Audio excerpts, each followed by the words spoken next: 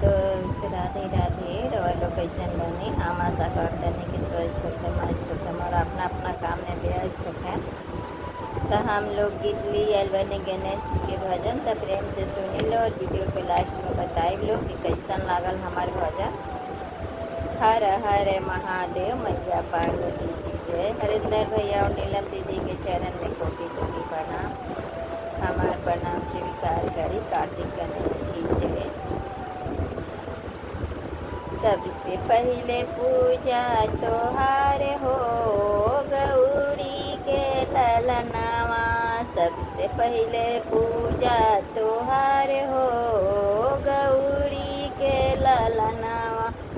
गौरी के ललनवा माँ, गौरी के ललनवा, गौरी के ललनवा माँ, गौरी के ललनवा। सबसे पहले पूजा तोहार हो गौरी के ललनवा। सबसे पहले पूजा तोहार हो गौरी के ललनवा। ब्रह्मा जी से पहिले, विष्णु जी से पहिले, ब्रह्मा जी से पहिले, विष्णु जी से पहिले, ब्रह्मा जी से पहिले हो विष्णु जी से पहिले, शिव जी से पहिले तोहार हो गौरी के ललनावा। शिव जी से पहिले तोहार हो गौरी के ललनावा। सबसे पहले पूजा तोहार हो गौरी के ललनावा। सबसे पहले पूजा तोहार हो गौरी के ललनावा। राम जी से पहिले हो सीता जी से पहिले, राम जी से पहिले जी सीता जी से पहिले, हनुमत जी से पहिले तोहार हो गौरी के ललनावा। हनुमत जी से पहिले तोहार हो गौरी के ललनावा। सबसे पहले पूजा तोहार हो गौरी के ललनावा। सबसे पहले पूजा तोहार हो गौरी के ललनावा।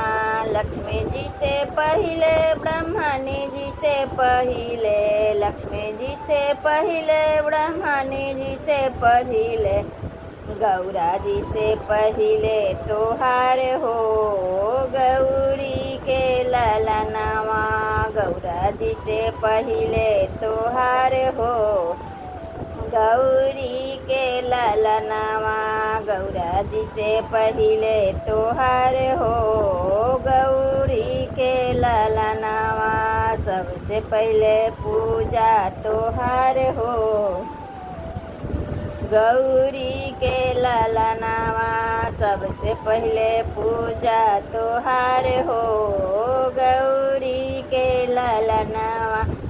गंगा जी से पहिले, जमुना जी से पहिले, गंगा जी से पहिले, जमुना जी से पहिले, सरयू जी से पहिले तोहार हो गौरी के ललनावा।